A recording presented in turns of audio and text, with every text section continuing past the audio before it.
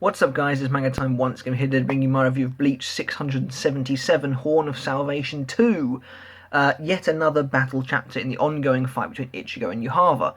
And it was actually quite good. It took me a couple of reads to really kind of get this chapter and the nuances of what were being said, because quite a lot is said, mostly by Yhwach because he's gone all chatty now. But yeah, no, it's actually a pretty good chapter. There's more to it than last week, which was mostly flash style. This one's got a bit more substance, but most of what is being said is, still not all. It hasn't got that much depth to it, but it's a little better. So basically, I really like the first panel. It's super dynamic, I think. Ichigo's Grand Rey Cero looks really weird. It's kind of an arc, but at the same time I feel like it's also the angle Kubo's drawn it at makes the Cero look really strange. But it's cool because it's cutting straight into Yhwach, and as we saw in the last chapter, the only piece of the palace remaining, the throne room remaining, is the bit behind his chair, which is cool. But the force of the attack sends Ichigo backwards, and it's cutting straight into Yhwach, but he, as expected, he's basically not even hurt, really. He says, you actually managed to combine the Getsu potential with the Grand Rey Cero. That is a power fitting someone like you, who basically is a combination of all beings. However, Yhwach then basically explodes the Cero, and he says, however, as I so clearly stated, you are out of your league, Ichigo, and Ichigo jumps at him. They then clash blades, and there is some decent choreography in this fight, in this chapter at least, anyway. But nothing too special. I am glad, though, that Yhwach is actually fighting now and isn't just sitting in his chair anymore. So they clash blades, and Yhwach smacks him away. He's like, I can read you like an open book. Oh, he's underestimating me. This means he's not using his true ability. This means he doesn't know the true extent of my powers. I have to act now. I need to use this opportunity. I have to attack him with everything while he's underestimating me. So Yhwach is basically saying he knows what Ichigo is thinking. It is a bit of a shame, because I don't think Yhwach needs to do all this talking. He's not Aizen at the end of the day. Yhwach's a different character. Yhwach is a very pragmatic person who used to be frightening because he didn't chat all the time. He would have no issue just killing you outright, and then that would be that. Ever since absorbing the Soul King, though, he's got very chatty, and I know a lot of people don't really like that, and I definitely see where that's coming from. I mean, maybe Kubo did feel that he needed the main villain to be giving more exposition, but it doesn't really fit the character. As Yhwach was kind of going off on one, we see the darkness is covering his eye again, and then suddenly he activates the Almighty in a full-page spread, and he says, but your window of opportunity has just been slammed shut. And he does look creepy, but he also just looks stupid still. I don't think anyone's ever really going to settle on the eyes. They're just covering his entire body. It is kind of cool, though, that the darkness is on him and suddenly the eyes wake up. And that is actually kind of creepy.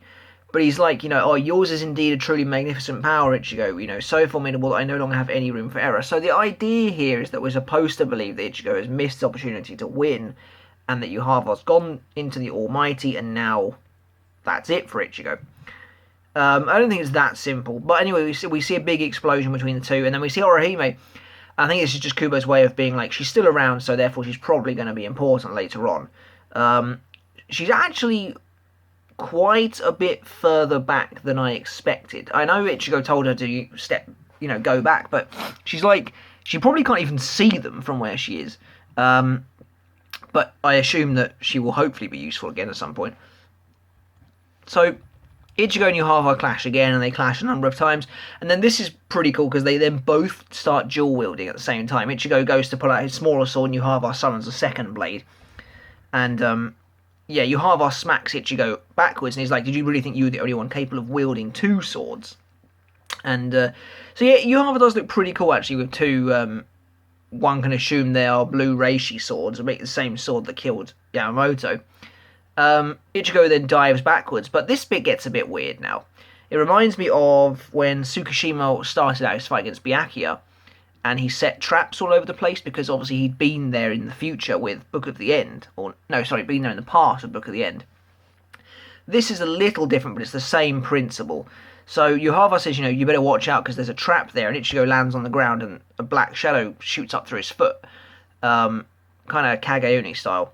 And so basically, what's kind of going on here is that Yhwach has seen every avenue Ichigo is going to go, and he's placed a trap there preemptively. So Ichigo backs off and tries to come from a different angle, but there's another trap, and he gets him through the foot again. So yeah, Ichigo's in a little bit of trouble now. He kind of collapses to the ground. He's got the whole area just completely laced with traps. Yhwach then tries to stab Ichigo, and he says, you've been told that the Almighty can see the future. Ichigo then says, so because you've seen the future, you've placed traps in areas I knew I would step. And now this bit's kind of weird, because Ichigo says, if that were true, if you knew where I was coming from, this attack should have no business hitting you. Yhwach then smiles and swipes at Ichigo. I don't know if it's a translation error, because Ichigo doesn't actually try to attack him. At least not from what I can tell, anyway. But yeah, that's a bit weird, I think. Because on the next page, Ichigo's like, it didn't land. You didn't try and hit him, I don't think, did he? I don't know. It seems odd to me, that bit. But yeah, basically Ichigo tries to attack Yhwach on it, and he misses again. And he's like, there's no way he can see absolutely everything, because if he could see everything, then he wouldn't ever have to block me with his own sword. He'd have something, in place to deal with the attack. So Ichigo is now thinking to himself, because Yhwach does block him occasionally with his sword, that implies Yhwach didn't necessarily see it coming and had to react quickly at the last minute. So Ichigo is theorising now there has to be some kind of limit to this almighty ability, and he has to find out what it is. Yhwach's basically like, I can see you searching for the blind spot in my ability. And then we find out what I assume is what Hashwalth was planning on telling Uryu, which is the true power of the Almighty. I theorised 2 weeks ago, whenever it was, that Yhwach could not only see the future, but he could change it. It's effectively the same thing, but not quite. Basically, Yhwach says, the future can be changed. If you're capable of growing and maturing during a fight, then the future I saw shifts into a different future. So, this is now alluding to the Uryu and Hashwalth fight, because Hashwalth thought he had seen the future, but Uryu matured in the fight, and therefore the future was changed and Hashwalth could no longer see the future. That is because Hashwalth, is not an almighty user. He just gets it periodically. But Yhwach reveals the true extent of your abilities. So he says to Ichigo, he says, just stay right there. Ichigo does, and then suddenly the future is changed and a trap springs and hits Ichigo. So basically, Ichigo, it's kind of understanding now that he's in some real trouble because a trap appeared directly beneath his feet, despite the fact that there wasn't one there previously, and he had effectively just stood there. So Yhwach did something to change the outcome of that particular scenario.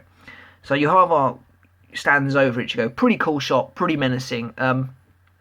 He definitely looks better without the eyes, and Kubo seems to be drawing the eyes on him sometimes and not always, but I like it best when he looks like Zangetsu, because that's quite a cool parallel.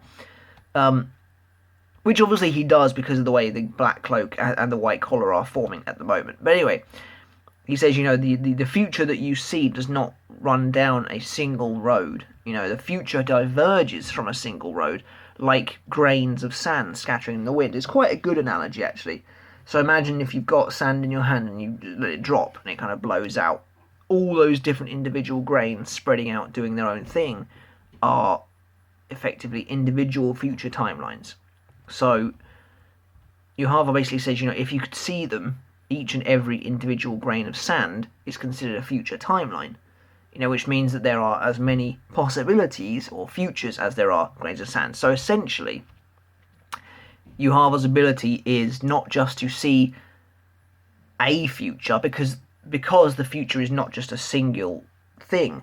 Yhwach can see every future, every possibility that could possibly ever come out, millions upon millions of different outcomes. He can see them all. So that's why he then says to Ichigo, I'm going to talk to you about hope now.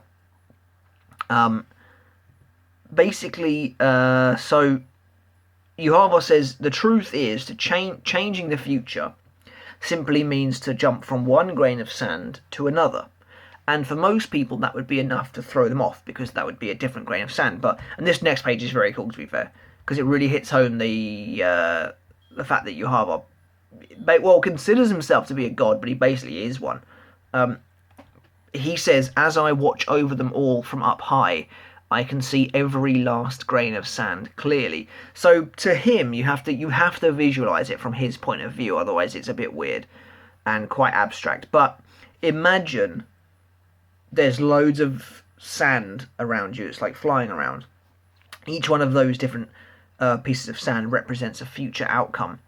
Ichigo is on one at the moment, and it's not working for him because Yhwach can see that. So Ichigo jumps to another grain of sand to try a different outcome.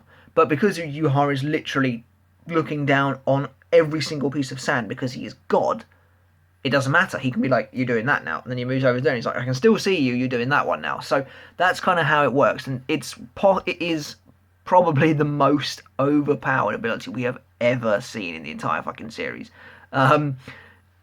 It was already broken enough when he could see one future and counter that, but now he can apparently see them all. So, yeah.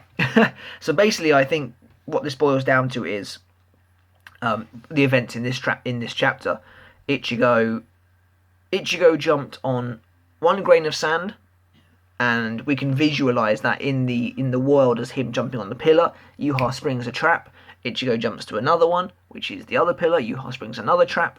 Ichigo sits on one grain of sand, and then Yhwach says, "Just wait there," and then he changes that future, and then boom, there's another trap, and Ichigo is basically fucked.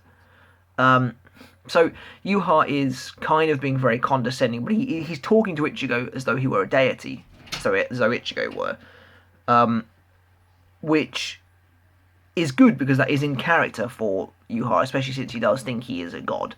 And then he talks to Ichigo saying, "Don't abandon your hope. Can you proceed as you always have?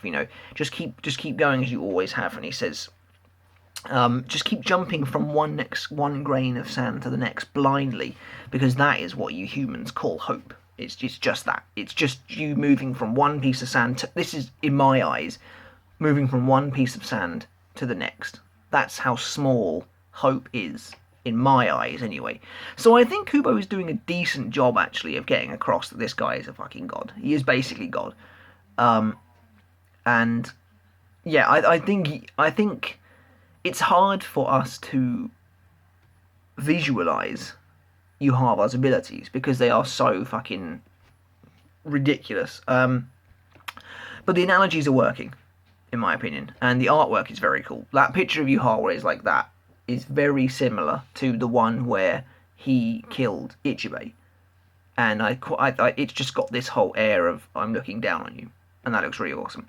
But then he says, "Please don't despair. There is nothing more gut-wrenching for a parent than to kill a child who has lost themselves in despair." So again, comparing himself to Ichigo's dad.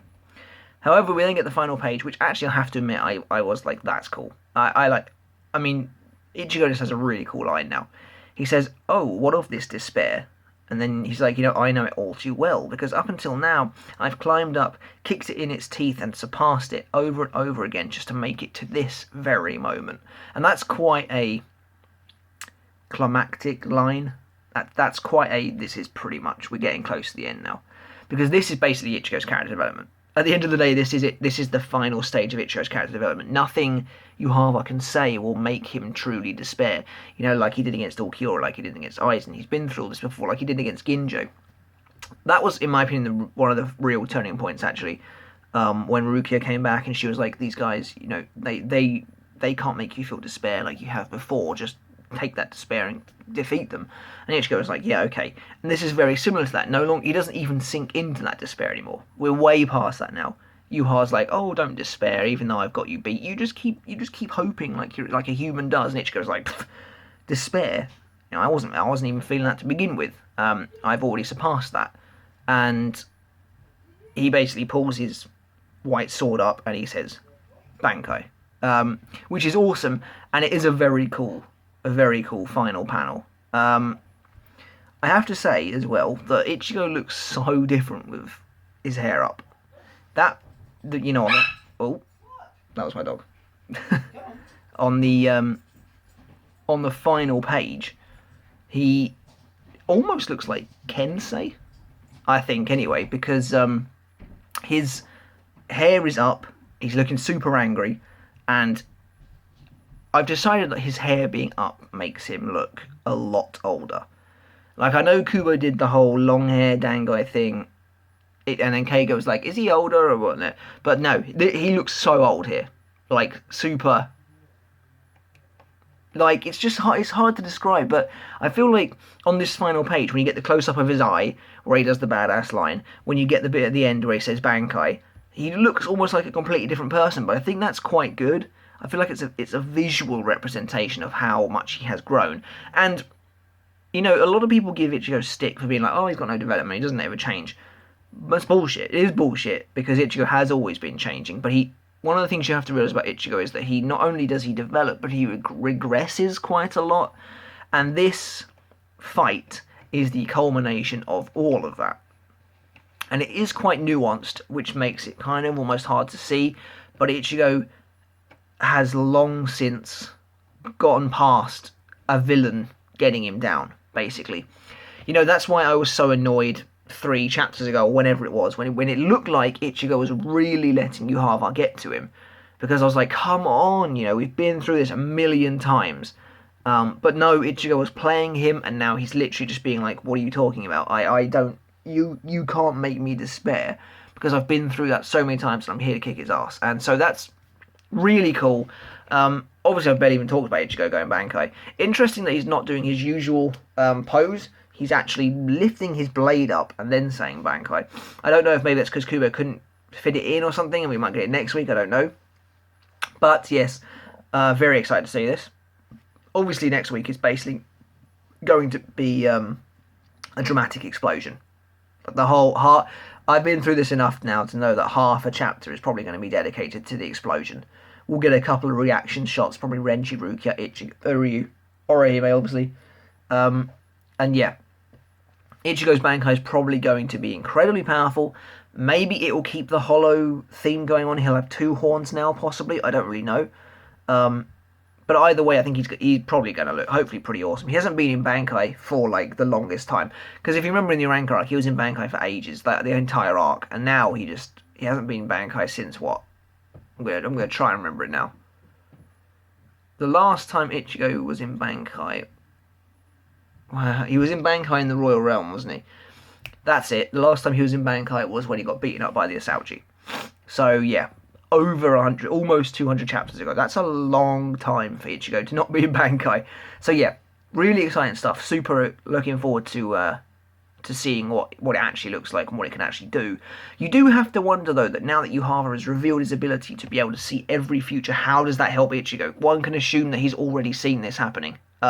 He already knows what the Bankai is, what it does, what it looks like. And Ichigo's attacks are historically little more than just brute strength. So, again, how is it going to help him unless he wildly overpowers Yhwach in just, a few seconds? But, I don't know. On one hand, I was kind of expecting the Bankai in this fight. At the other, it feels like it's quite early, but, this again, it does feel like the culmination of Ichigo's character development, so we were going to get it sooner rather than later. But yeah, that's it really for this week's chapter, guys. Let me know in the comments below what you thought of it. Are you excited to see Ichigo's Bankai? What are you expecting from it? Will it still be called Tensa Zangetsu? When are you expecting other characters to show up like Isshin and Ryukin? When are they going to arrive at this fight? And what do you think of what Yhwach was saying and his true almighty ability? Surely he's already seen everything Ichigo's going to do. But until next time, guys, do subscribe to the channel. I'd super appreciate the support, and give the video a thumbs up if you liked it. That'd be great. I'm probably going to give the chapter probably a 3.5 out of 5, just because, again, there's not a lot going on. It does feel like Kubo's dragging quite a bit, but it was still a good chapter. So yeah, until next time then, guys, see you later.